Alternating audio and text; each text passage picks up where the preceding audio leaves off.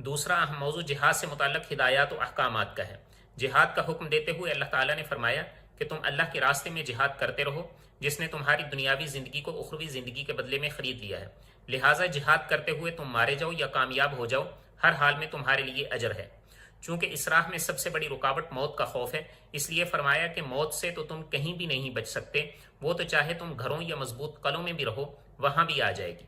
जिहाद के अहकामात के ही ज़िमन में ये बयान भी आ गया कि अगर ऐन जंग के दौरान नमाज का वक़्त हो जाए तो फिर नमाज का क्या तरीका है, जिसे फ़ुक़हा की इस्तिलाह में सलातुल खौफ कहते हैं।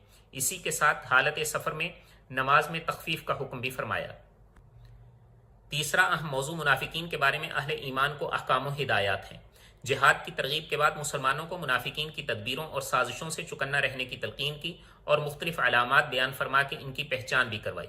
इनकी नुमाया अलामात ये हैं कि हीले बहानों से जंग से राह फरार इख्तियार